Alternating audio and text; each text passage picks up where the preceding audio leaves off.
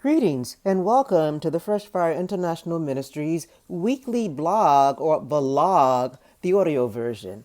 This week's message is, but he called her a dog.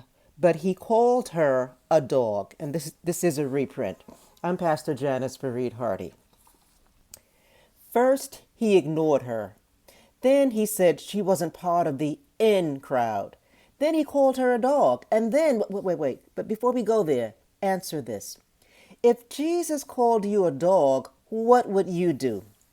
I'm going to read for you Matthew chapter 15, verses 21 through 28. A Canaanite woman from the vicinity came to him, crying out, "Lord, Son of David, have mercy on me. My daughter is demon-possessed and suffering terribly." Jesus did not answer a word.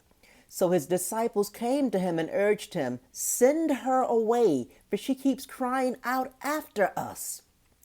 Then Jesus answered, "I was sent only to the lost sheep of Israel." The woman came and knelt, bowed before him. "Lord, help me," she said. And Jesus replied, "It is not right to take the children's bread and toss it to the dogs." "Yes, it is, Lord," she said. "Even the dogs eat the crumbs that fall from their master's table." Then Jesus said to her, "Whoa, woman, you have great faith. Your request is granted."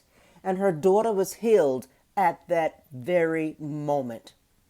When you read this, Jesus progressively and intentionally led the woman to the dog pen of offense and opened the door for her to step in.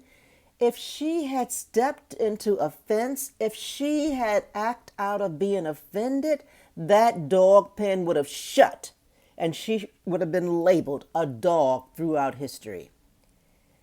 At times, God will deliberately press our most vulnerable spots to expose them and bring them under God's lordship so that they can no longer destroy us. It's called pruning or purging, and John 15 verses 1 through 2 discuss that. This story suggests that whenever we are offended, and it happens over and over in church and elsewhere, a possible strategy is to quickly get ourselves to a place where we manage the offense instead of letting it mangle us. Offense shuts down our thinking, making us robots to out of control emotions. Some people call it temporary insanity, and it can easily lead to later regrets and losses.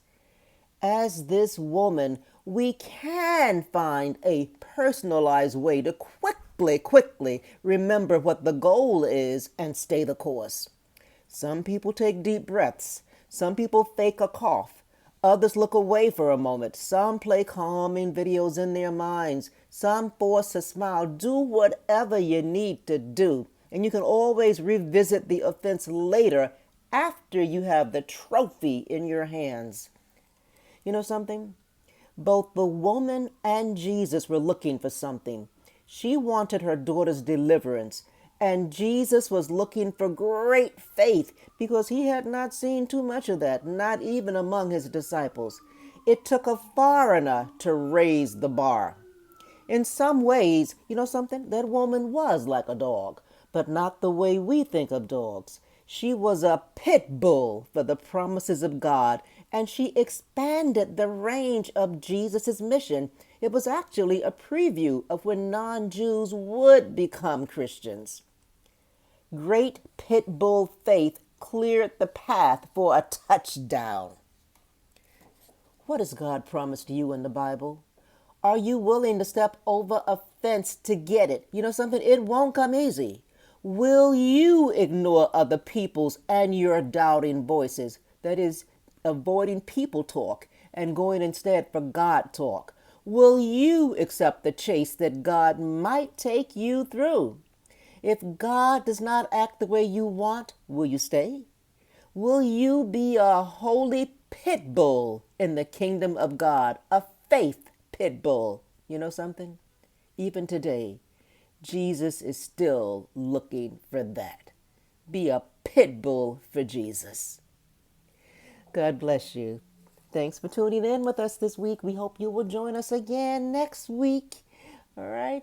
We're praying for you. God bless you. And if you need to reach us, the easiest way is through our website. That's www.ffIministries with an S.com. And again, God bless you.